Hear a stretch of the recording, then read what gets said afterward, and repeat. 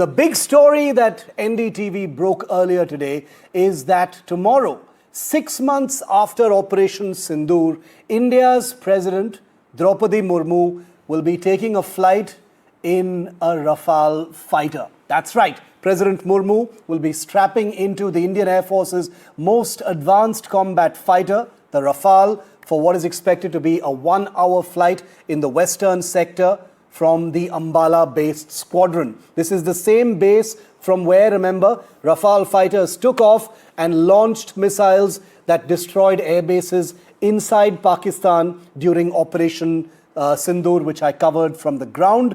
This is actually President Murmu's second fighter flight that takes place tomorrow at about 11:30 in the morning at Ambala. These pictures you see on your screen are of President Murmu in her flight suit, flying in a Sukhoi Su-30 MKI fighter in Tezpur in Assam a couple of years ago in 2023. So this is going to be, tomorrow morning, President Murmu's second flight in a fighter aircraft.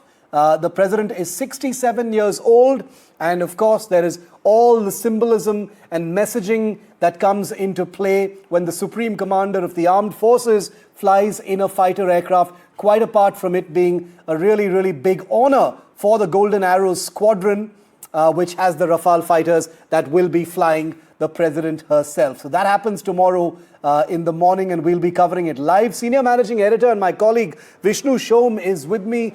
Vishnu has flown the Rafale, has flown in a Rafale fighter. As have you. As have I.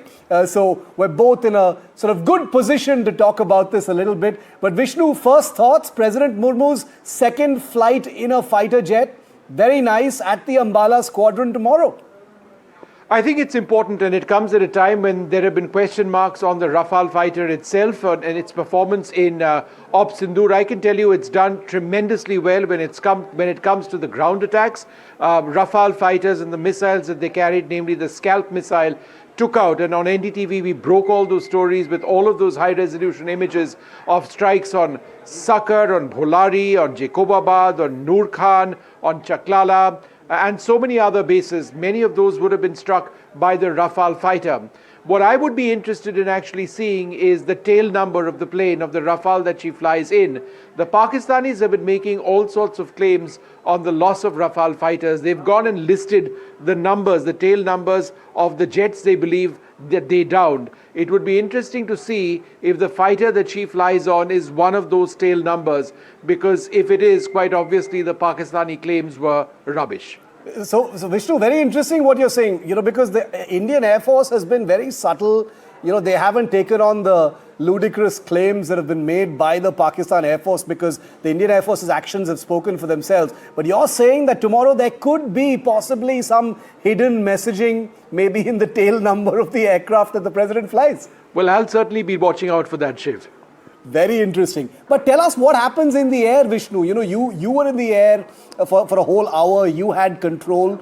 We do know that when President Murmu flew in the Sukhoi 30, also a fighter that you've flown in, she was given control for a while as well in 2023. What typically happens when the president goes up? Does she get a pre-flight briefing? What takes place when she's in the air in the Rafale? Well, it's going to be a great experience for her, because the Rafale is absolutely state-of-the-art. In a sense, it's a flying video game. The integration of sensors, along with the multifunction displays and all of the information which she'd be able to actually see, she'd be able to see the weapon system, actually work. That's what the Rafale is all about. Don't expect the president to be pulling very high Gs. That's not really necessary at all. Yeah. But this is an integrated weapon system, and she'll be showcased what exactly the Rafale can do. The Ambala is a frontline base, Vishnu. I don't want to say it, but this is a base from where some of those airstrikes literally must have taken place. What kind of security takes place when a flight of this kind happens? This is as VIP as it gets. Well, it is entirely protected. There are multiple layers of security over there. So I wouldn't really worry about security at the base. But I think it is a very high-profile visit. And I think the the symbolism attached with the President of India flying on the Rafale fighter is important also for another reason.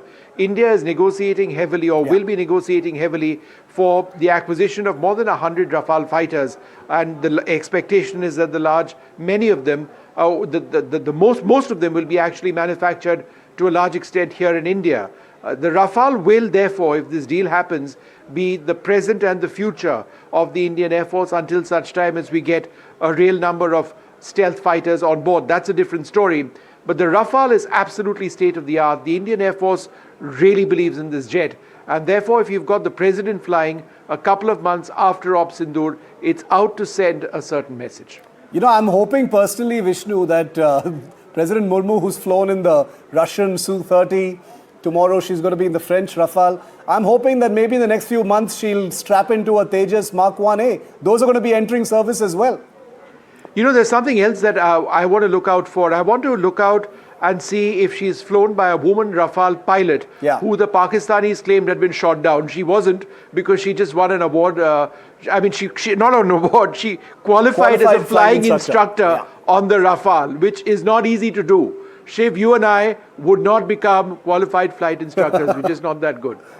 This is amazing. You've given me, I'm not going to sleep tonight because, first of all, I'm going to be thinking about the tail number of that Rafale. Is it going to have some subtle, fact-checking, propaganda-busting messaging of its own? Could the pilot who flies President Murmu be the pilot who Pakistan claimed to have shot down? All of this is going to buzz in our minds. Vishnu and I are going to be live on NDTV tomorrow morning to bring you live coverage of President Murmu's flight in a Rafale fighter.